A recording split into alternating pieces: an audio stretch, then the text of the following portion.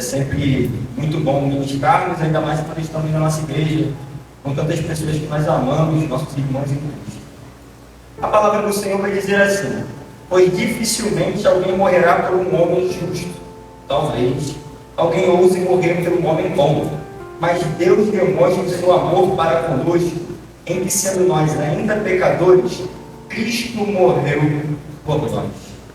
Com a sua Bíblia aberta, com o Espírito Santo em seu coração, te convido para tomar o seu assento. Som. Meus irmãos, o texto ao qual nós lemos é um texto muito interessante e conhecido por cada um de nós. O livro de Romanos, para mim, é como se fosse o quinto evangelho da Bíblia. É um livro que, para mim, é sensacional. Paulo ele escreve o livro de Romanos quando ele ainda estava em Corinto, por volta de 57 depois de Cristo. E é muito interessante que, enquanto Paulo ele escreve a carta aos Romanos, ele nunca tinha pisado ainda em Roma. Até porque, em Romanos capítulo 1, versículo 13, vai dizer que ele, por diversas vezes, tentou viver em Roma, nas igrejas domésticas de Roma, porém ele sempre era impedido. Então, ele não conseguia chegar até a cidade de Roma, porque ele era efetivamente impedido. Inclusive, esse é o principal objetivo da carta aos Romanos, que é uma forma de Paulo contribuir com o crescimento dos irmãos em Roma, sem que efetivamente ele esteja lá com eles. Então, que presente enorme seja esse, né? Porque o livro de Romanos é uma carta doutrinária muito, mas muito importante para a história da igreja. Vai falar sobre doutrinas muito importantes, como a justificação, como a depravação, como a reconciliação. E hoje nós vamos exercitar um pouco do livro de Romanos. Em Romanos capítulo 1, versículo 19, abra comigo sua Bíblia, por favor. Nós vamos ver o comecinho do livro de Romanos, que vai dizer assim: porque aquilo que de Deus se pode conhecer é manifesto neles, pois Deus o manifestou a eles, porque as coisas invisíveis, desde a criação do mundo, são claramente vistas, sendo entendidas por meio das coisas que são feitas. O seu eterno poder e divindade, para que eles fiquem neles usados. Para nós entendermos para quem Paulo está falando, é justamente para os gentios. Paulo, a partir desse versículo, ele vai explicar sobre a queda do ser humano, sobre a depravação do ser humano. Nesse versículo, como nós lemos, Paulo vai nos ensinar um conceito muito interessante que nós aprendemos em teologia, que se chama a imanência de Deus. Eu vou te explicar o que é a imanência de Deus. A imanência de Deus é a forma que Deus se manifesta com a sua criação. Por exemplo, quando nós olhamos o tamanho das constelações, o tamanho do Sol, o tamanho dos astros, nós conseguimos entender o tamanho do nosso Deus. Deus, ele se manifesta, as suas características, através da coisa criada. Quando nós vemos, por exemplo, o amor de um pai para um filho, nós podemos ver um Deus amoroso. Quando nós vemos, por exemplo, os detalhes da criação, nós podemos ver um Deus detalhista. Então, basicamente, o que Paulo está querendo dizer é que os gentios, eles conheciam a Deus através da imanência. Deus, ele se manifesta através da criação. Então, Paulo, até esse versículo que nós lemos, está querendo expressar que os gentios, eles efetivamente conhecem a Deus. Em Romanos capítulo 1, versículo 21, vocês vão me acompanhando aí, Paulo vai dizer: porquanto, tendo conhecido a Deus, não o glorificaram como Deus, nem foram agradecidos, mas se tornaram vãos em suas imaginações, e o seu coração insensato se obscureceu. Tem alguma coisa de errado, porque o Deus Todo-Poderoso, ele se manifesta para o homem, mas o homem, desobedecido pelos seus próprios prazeres, não o glorificou. Paulo, ele vai deixar explicitamente que eles conheciam a Deus. Deus se manifestou para o ser humano, mas o ser humano não o glorificaram como Deus. Mas antes, eles fizeram as suas próprias vontades. Mas Paulo, ele é mais incisivo ainda. No versículo 23, Paulo vai falar: e eles mudaram a glória de Deus, incorruptível, por uma imagem feita a semelhanças do homem corruptível, e de aves, e de quadrúpedes, e de répteis. Aqui, Paulo está falando sobre um conceito que existia naquela época. Como, por exemplo, em Atos dos Apóstolos, capítulo 17, Paulo ele vai se deparar com dois tipos de filósofos, chamados filósofos epicureus e estoicos.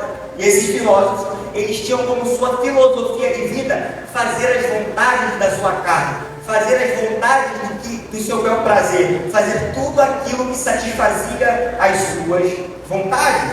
Então Paulo, em Romanos capítulo 1, versículo 23, ele está dizendo que os gentios, que o ser humano caído, ele trocou a imagem incorruptível de Deus por uma imagem corruptível, ou seja, o ser humano trocou um Deus todo-poderoso e incorruptível para adorar a si próprio, o ser humano corruptível e caído. E nós podemos ver isso mais claramente no versículo 25, qual ele vai dizer: os quais mudaram a verdade de Deus em mentira e adoraram e serviram mais a criatura do que o Criador, que é abençoado para sempre. Amém? Você percebe que Paulo cada vez mais ele é mais incisivo. Paulo cada vez mais ele é detalhista em explicar a depravação do ser humano. Paulo ele é mais detalhista em explicar o quanto o ser humano está ensoberbecido em seu próprio prazer. Aqui Paulo vai explicar que eles trocaram a verdade pela mentira. Sim, primeiro eles trocaram o Deus incorruptível em um Deus corruptível. Agora eles trocaram a verdade pela mentira. Só que Paulo, ele é mais incisivo ainda. Cada vez mais ele vai se tornando mais incisivo. E é interessante ao qual esse versículo qual nós lemos, que muitas pessoas hoje, no nosso tempo, justamente faz isso. Eles preferem a suave mentira do que a dura verdade. Porque a suave mentira infla o meu ego, já a verdade combate as minhas vontades. E é justamente o que Paulo está pregando. O ser humano caído, ele prefere a mentira do que a verdade. Só que o questionamento que talvez tenha ficado para nós nessa noite é do que eles se encheram. Do que eles se encheram? Porque Deus se manifesta como Deus poderoso e eles se esvaziam de Deus. Preste atenção, que esse povo não é um povo que não conhecia Deus, muito pelo contrário, eles têm a verdade de Deus, eles conhecem a Deus, eles sabem da glória de Deus, mas eles decidiram por suas próprias escolhas se apartarem dessa verdade, se apartarem desse Deus. Eles se esvaziaram de Deus. Só que Paulo, no versículo 29, vai responder justamente a pergunta que assola o nosso coração nessa noite. E ele vai responder: e eles se encheram de toda injustiça, fornicação, maldade, cobiça, malícia, cheios de inveja, assassinato, contenda, engano, malignidade, murmuradores, caluniadores, aborrecedores de Deus, perversos, orgulhosos, fanfarrões, inventores de coisas más, desobedientes aos pais, sem entendimento, infiéis aos pactos, sem afeição natural, implacáveis e sem piedade. Então, até esse momento, Paulo está explicando que o ser humano caído trocou o Deus infalível, trocou o Deus transcendente, trocou o Deus poderoso pelos seus próprios pecados e iniquidade. Talvez seja cabível nós nos perguntarmos, nos questionarmos nessa noite: do que nós temos se enchido? Se é de Deus ou se é das minhas próprias vontades? Só que Paulo ele é mais incisivo ainda.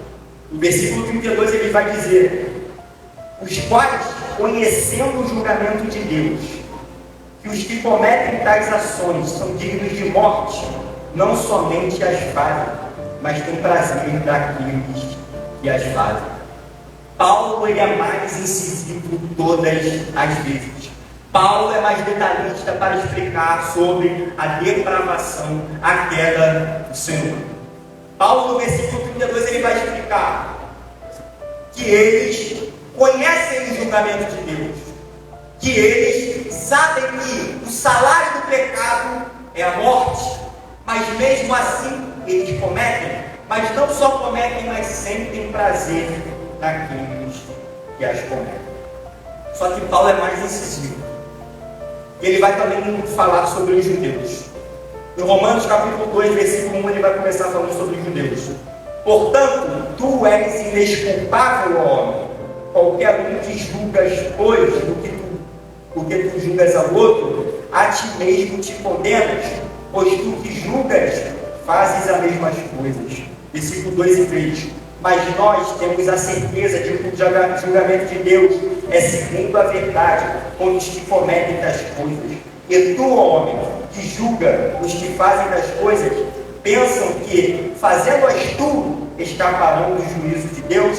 A palavra fazes aqui, quando nós pegamos no grego, é prazo, e também tem o sentido de negociar. Ou seja, o que Paulo está dizendo aos judeus é que vocês pregam uma verdade, mas negociam ela. É que vocês pregam princípios, mas negociam eles. É como se Paulo estivesse virando para eles e dizendo: vocês pregam em santidade, mas vivem em pecado. Vocês pregam sobre bênçãos, mas não acreditam nelas. É isso que Paulo está falando para os judeus.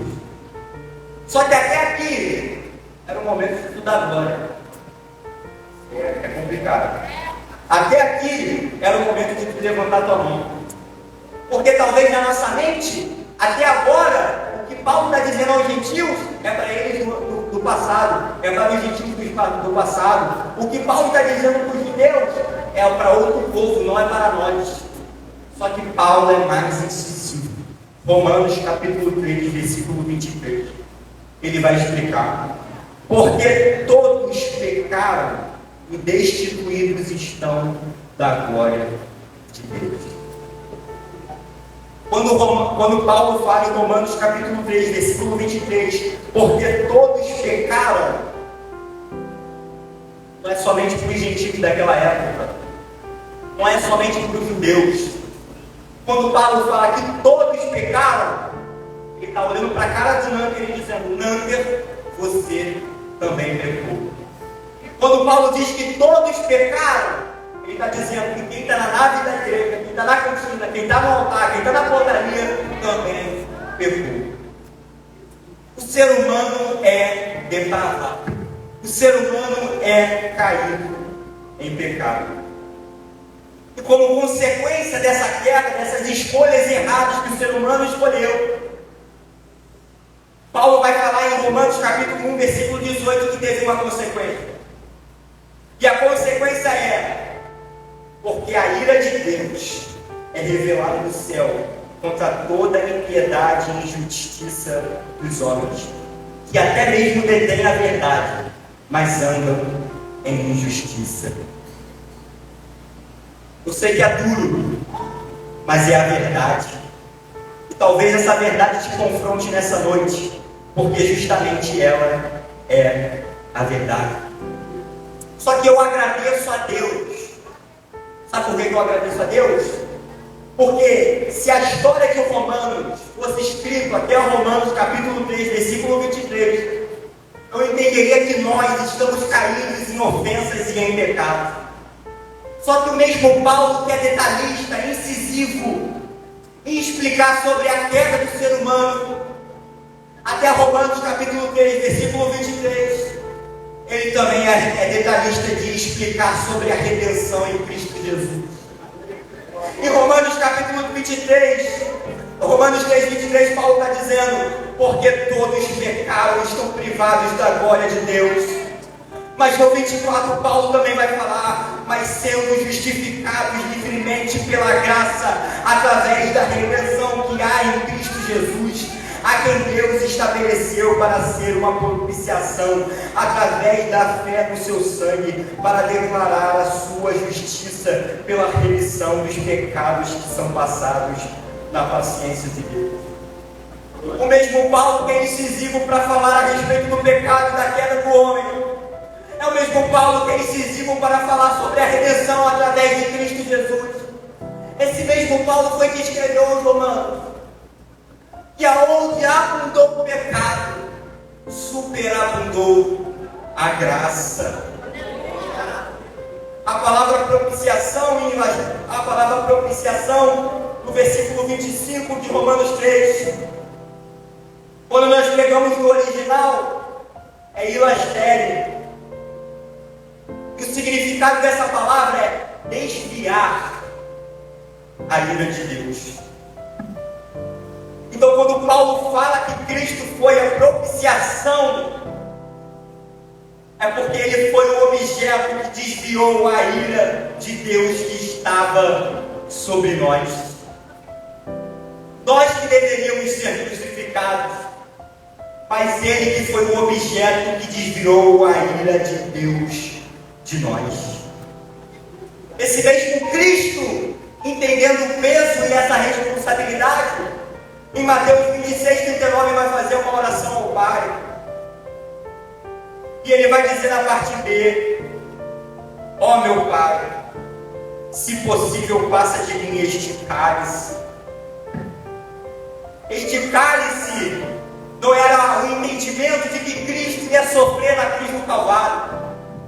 Esse cálice não era o entendimento de que Cristo seria açoitado. Esse cálice era o entendimento que Cristo tinha de que a ira de Deus ia cair sobre ele. De que mesmo Deus, mesmo Cristo sendo santo, ele ia carregar o meu e o teu pecado. Esse cálice era o entendimento de que ele, mesmo sendo digno, ia ser feito indigno por amor a nós.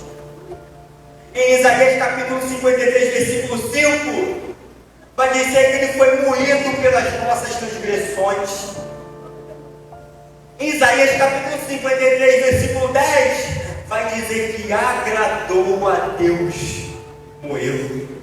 Sim, a ira de Deus desceu sobre Cristo. Quando o profeta Isaías fala, no capítulo 53, versículo 2, que ele não tinha formosura, não era como se Cristo fosse feio.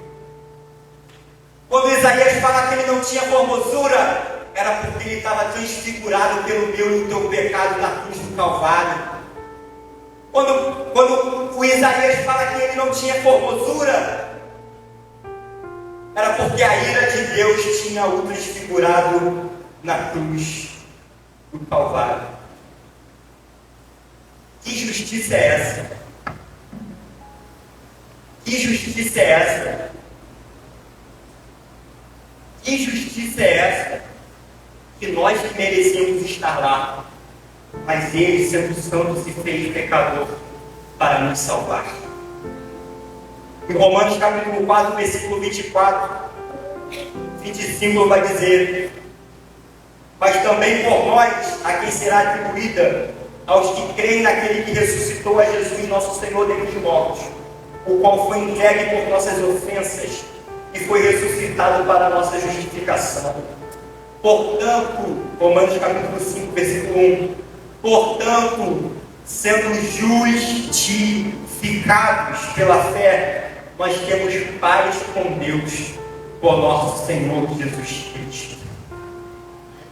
Vou repetir isso. Portanto, nós sendo justificados pela fé, temos paz com Deus, por nosso Senhor Jesus Cristo. A palavra justificados, quando nós pegamos do grego, é de Caio. O significado dela era pronunciar que o inocente era de fato inocente. A palavra de Caio, ela era muito utilizada na Bíblia, no livro dos Juízes, quando os juízes iam dar um julgamento, até mesmo por Deus, quando ele ia falar um julgamento para o seu povo. Então, no contexto humano, a palavra de Caio para os homens significa anunciar que o inocente era inocente. Só que, no contexto de Cristo, a palavra de Caio era anunciar que os culpados são inocentes e que o inocente é culpado. A justificação é anunciar que os culpados são inocentes e o inocente é culpado. Romanos capítulo 8, versículo 1. Abra sua Bíblia.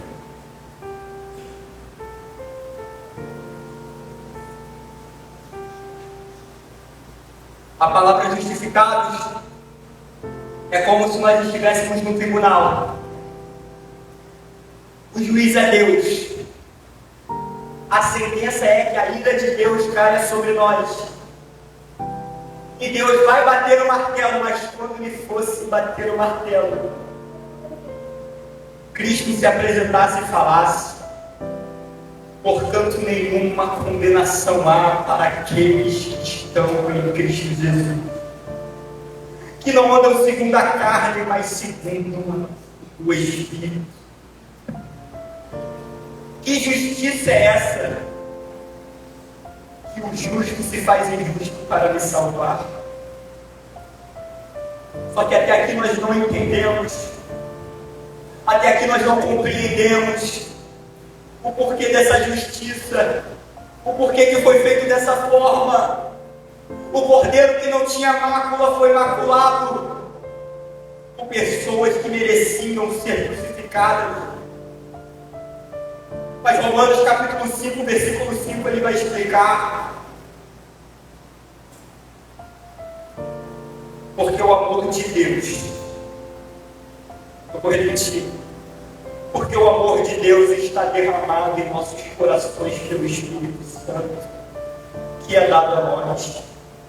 Porque estando nós ainda sem forças, Cristo a seu tempo morreu pelos ímpios. Pois dificilmente alguém morrerá por um homem justo. Talvez, ou se morrer pelo homem bom, mas Deus demonstra o seu amor para conosco, em que sendo nós ainda pecadores, Cristo morreu por nós. Que amor é esse? Que amor é esse? Que paga o preço que eu deveria pagar. Nós estamos no dia 15 de dezembro de 2024. E realmente tu merece estar no dia 15 de dezembro de 2024. Olha da onde Deus te tirou. Tu não merecia estar aqui hoje. Mas se você não fosse justificado pelo sacrifício de Cristo, você não estaria. Sacrifício esse que foi feito por amor. No versículo 6, Paulo vai dizer: nós ainda estávamos sem força, e Cristo a seu tempo morreu pelos ímpios. Daí no versículo 7, Paulo vai dar a descrição de dois grupos de pessoas: das pessoas que são boas, das pessoas que são justas. E ele vai dizer: pois dificilmente alguém morrerá por um homem justo, mas talvez alguém morra por um homem bom. Mas talvez nós não sejamos nem justos e nem bons.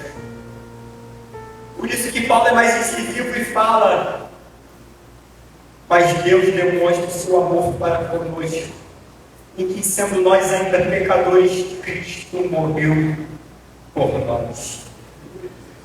Paulo não fala aqui em que sendo nós ainda bons, não. Paulo não fala aqui que sendo nós ainda justos, não. Paulo me fala que sendo nós ainda pecadores, Cristo morreu por nós. Eu tenho certeza, meus irmãos, que nenhum marido amou mais a sua esposa do que Cristo amou a nós. Eu tenho certeza, meus irmãos, que nenhuma esposa amou mais o seu marido do que Cristo amou a nós. Eu tenho certeza, meus irmãos, que nenhum pai ama mais o seu filho do que Cristo amou a nós. Eu tenho certeza, meus irmãos, que nenhum filho amou mais o seu pai do que Cristo amou a nós. Esse é o Evangelho verdadeiro. Que se trata de homens pecadores que estão destituídos da glória de Deus, mas que foram justificados pelo sangue de Cristo Jesus na cruz do Calvário. Meus irmãos, o meu objetivo nessa noite justamente não é que você dê glória, até porque a glória de Deus não é minha. O meu objetivo nessa noite é te expressar a verdade do Evangelho, que não é essa verdade que muita gente está pregando por aí por fora, que você é o centro de Jesus. Não. Na realidade, você é um ser humano que, se não fosse a morte de Cristo naquela cruz do Calvário, não era nem merecedor de estar sentado nesse banco. Mas Ele te libertou da iniquidade, Ele te libertou da morte, Ele te libertou dos teus desejos, Ele te libertou das suas vontades. Esse é o verdadeiro evangelho. E se trata de Cristo e não de nós. Podereis se colocar de pé, meus irmãos. Deixe-se, ajuda aqui. É engraçado que eu, relutante, com o Espírito Santo, falei: Deus, é final de ano, está todo mundo feliz. Por que eu não vou pregar de bênção? Por que eu não vou pregar sobre qualquer outra coisa, Pai? Tem que ser justo isso. Pai, nós vemos tantas igrejas que pregam sobre bênção, pregam sobre tudo, as igrejas são lotadas, as pessoas são cheias. Mas Cristo falou no meu coração: é melhor uma igreja que receba uma dura verdade do que saia cheia com uma falsa mentira.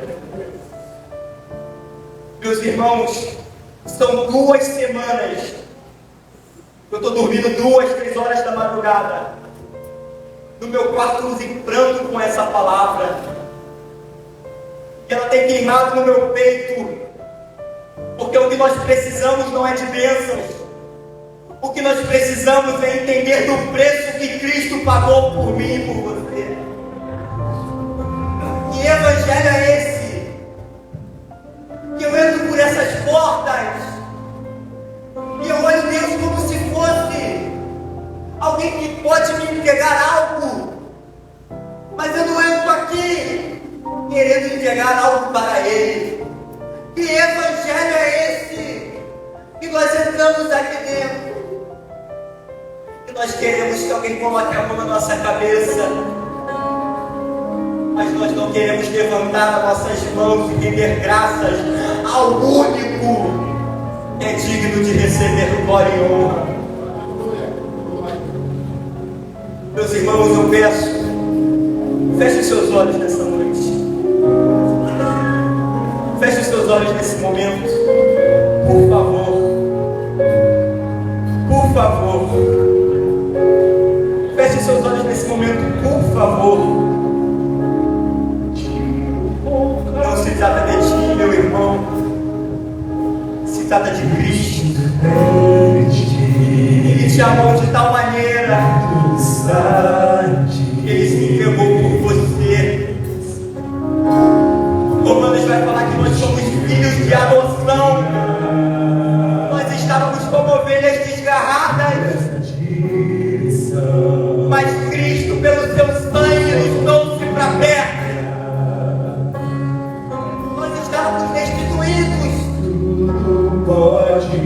mas Cristo, através do teu amor, nos trouxe para perto. Será que você pode ser grato a Cristo nessa noite? Será que Ele é merecedor? Será que realmente Ele é digno de que você levante a sua mão e que glorifique o nome dEle nessa noite? Nesse momento, se ligue com teu Pai que está no céu. Nesse momento, foque em Cristo e seja grato por tudo que Ele fez pela tua vida.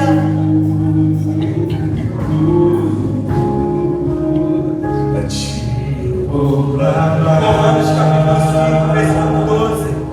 Pois tudo vem de ti. Portanto, como por um homem o pecado e pelo pecado a morte, assim também a morte passou a todos os homens, porque todos pecaram. No entanto, a morte reinou desde Adão até Moisés, até mesmo sobre aqueles que não tinham pecado, a semelhança da transgressão de Adão, o qual é a figura daquele que havia de vir. Mas o dom gratuito